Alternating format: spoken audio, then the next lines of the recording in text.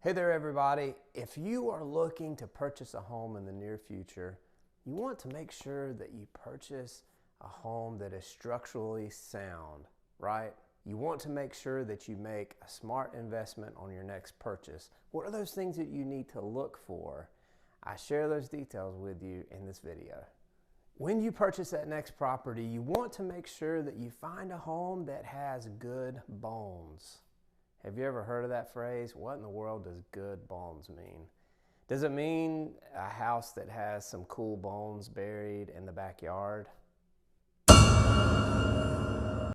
No, it does not. It refers to the structural integrity of the home. It has to do with everything from the ground up, the structure of the house, the bones of the house that supports everything in it. So it does not refer to any finishes, countertops, cabinet types, things like that that you can remove. This is the backbone of the house that we're talking about. So what do you need to look for to make sure that the house that you're considering purchasing has good bones? Let's start with one very important factor. Check out the foundation of the house. What does the foundation look like? The foundation is there to support the entire house. It's supposed to support all the rooms in the house. If you've got 2 stories, it's supposed to support both levels, of course.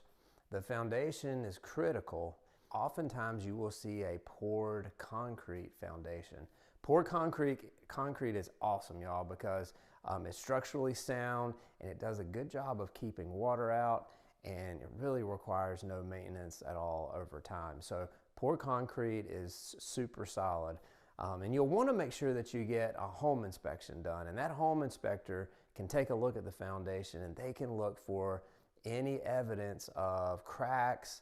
Sometimes in a home you might see a corner of the home and it might be sinking in. That's a big red flag as well, and that is something that tells you that, hey, the bones or the foundation of this house might not be very solid. Hey, you know the drill. Did you hit the like button for me? Did you hit the subscribe button for me? I fixed my hair extra special today for you, so hit that subscribe button. The second thing you can do is take a look and see when the house was built. Many people say that there was this golden era of home construction, and it was from the 70s to the 90s. And in that time frame, building codes were very strict and builders often used high quality materials. So no, I'm not saying that every single home that was built from the 70s to the 90s is completely solid and has good bones. I'm not saying that at all.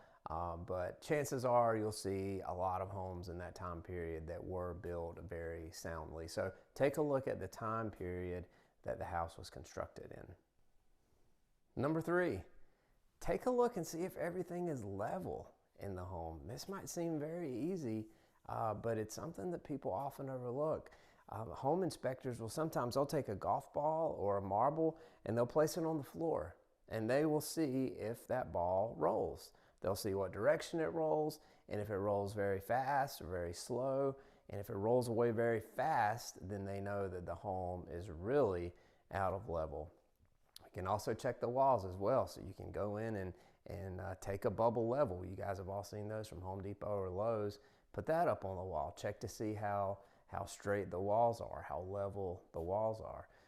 So not only can you do that, but once again, I go back to the home inspection.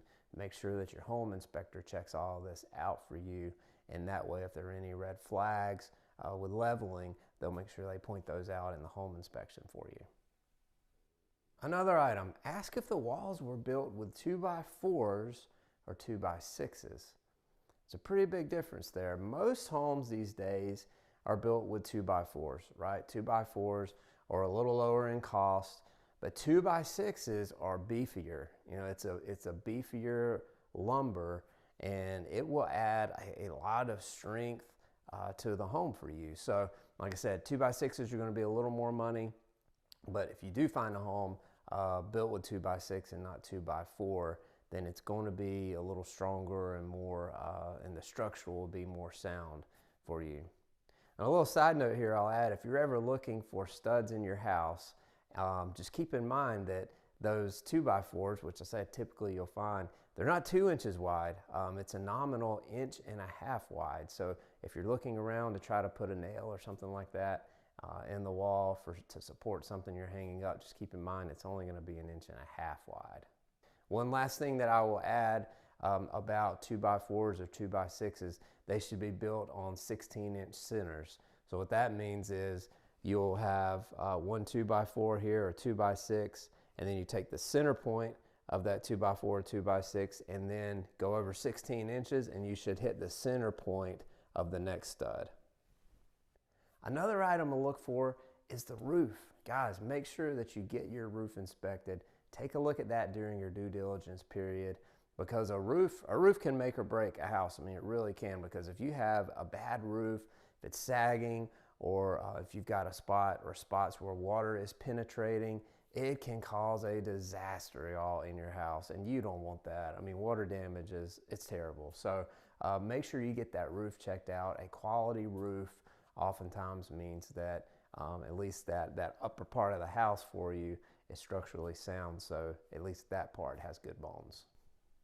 Hey, I think you all agree that purchasing a home is a big decision, right? I mean, it's a huge decision. There's a lot of money at stake here. It's a big investment, and it's your home. It's something that you're going to live in and you want to be comfortable in, and you don't want it to be a money pit. So I hope this video helped you out. I hope that it taught you a few things to look for as you go through this entire process. And if any of these things that I talked about, if you see any red flags involving these topics, and take a step back and really take a look deep and decide, hey, is this the house that I want? Because the last thing I want any of you to do is to jump into a home and then you're unhappy later and you're just throwing away hundreds of dollars a month into the home unnecessarily, when you could have just done your homework in the beginning, and then you wouldn't have put yourself in that position. Before you hop off my channel and start surfing the web some more, do me a favor, check out this video that I published where I talk about closing day. It's a big day right in the whole process. You've made it to the finish line. What happens if that unfortunate event happens where your mortgage falls through on closing day? Funding falls through. What do you do? What options do you have at that point? Check out that video and I help answer those questions for you. Thanks so much for tuning in, and I'll catch you guys on the next video.